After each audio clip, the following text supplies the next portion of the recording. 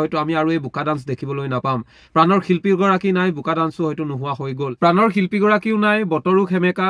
আচলতে বিহু অসমৰ ৰাইজে এতিয়া কি ধৰণে অনুষ্ঠিত কৰিব বা বিহু উপভোগ কৰিব তাক লৈ এতিয়া আৱেগিক হৈ পৰিছে। যিগৰাকী শিল্পীৰ গানত প্ৰতিগৰাকী মানুহ মোহিত হৈছিলে, আজিও সেইগৰাকী শিল্পীৰ গানেই লাগি আছে, চাৰিওদিশে লাগি আছে, কিন্তু সেই প্ৰাণৰ শিল্পীগৰাকীয়ে নাই। তাৰ অভাৱ আজি সমগ্ৰ অসমবাসীয়ে বুজি উঠিছে। সমগ্ৰ অসমবাসীৰ মনত কোনো উৎসাহ উদ্দীপনা নাই, বিহু বুলি উৎসাহ উদ্দীপনা নাই। কাৰণ জুবিন গাৰ্গৰ যি গীত, জুবিন দাৰ গীত শুনি শুনিয়ে প্ৰতিগৰাকী অসমীয়াই, প্ৰতিগৰাকী ৰাজ্যবাসীৰ প্ৰতিগৰাকী ব্যক্তিয়ে আচলতে বিহু অনুভৱ কৰিছিলে, উপভোগ কৰিছিলে। কিন্তু বৰ্তমান সময়ত প্ৰাণৰ শিল্পীগৰাকীৰ অভাৱ অনুভৱ কৰিছে সকলোৱে। আৰু আমি দেখিছোঁ সমগ্ৰ ৰাজ্যতে বতৰ যি ধৰণে কৰিছে, বতৰ যি প্ৰতিকূল বতৰ, ধাৰাসাৰ বৰষুণ, এই বৰষুণত বহুতেই কৈছে এয়া জুবিন দাৰ বাবেই হয়তো বৰষুণ আহিছে, জুবিন দাই হয়, এনেধৰণৰ কথা বতৰাও আমি ছ'চিয়েল মিডিয়াত বা সামাজিক মাধ্যমত ভাইৰেল হোৱা দেখিবলৈ পোৱা গৈছে। কিন্তু বৰ্তমান সময়ত অসমৰ ৰাইজে, অসমে আজি অনুভৱ কৰিছে, অভাৱ অনুভৱ কৰিছে প্ৰাণৰ শিল্পীগৰাকী। ক'ত গুচি গ'ল তেওঁ? আৰু তেখেতৰ অবিহনে আজি এতিয়া বহাগ বিহু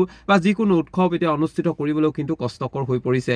সমান্তৰালভাৱে যদি আমি আৰু এটা কথা কওঁ, বৰ্তমান সময়ত যদি চাওঁ গোটেই পৰিৱেশটো, এই পৰিৱেশৰ মাজত সকলো ব্যক্তিয়ে কিন্তু বিচাৰিছে প্ৰাণৰ শিল্পীগৰাকী জুবিন গাৰ্গক। আৰু এটা সময়ত আমি খুব সমালোচনা কৰিছিলোঁ বোকা ডান্সক লৈ।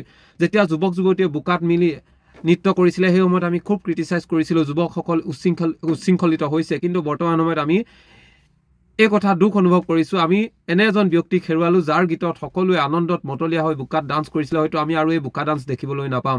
প্ৰাণৰ শিল্পীগৰাকী নাই, বোকা ডান্সো হয়তো নোহোৱা হৈ গ'ল। যি নহওক, এই শিল্পীজনৰ অবৰ্তমানত প্ৰতিগৰাকী অসমীয়া আজি আৱেগেৰে কান্দি আছে, আৱেগিক হৈ পৰিছে। ইয়াৰ মাজতে বিহু উদযাপন কৰাটো অতি কঠিন হৈ পৰিছে। তাৰ মাজতে আমি কিন্তু আজি প্ৰাণৰ শিল্পীগৰাকীৰ যিসমূহ বিহু মঞ্চৰ গীত আৰু তেখেতধৰণে যিধৰণে বৰ্তমান অসমৰ সামাজিক ব্যৱস্থাটোক লৈ কথা কৈছিলে, সকলোবোৰ কিন্তু আমি আজি গভীৰভাৱে স্মৰণ কৰিছোঁ।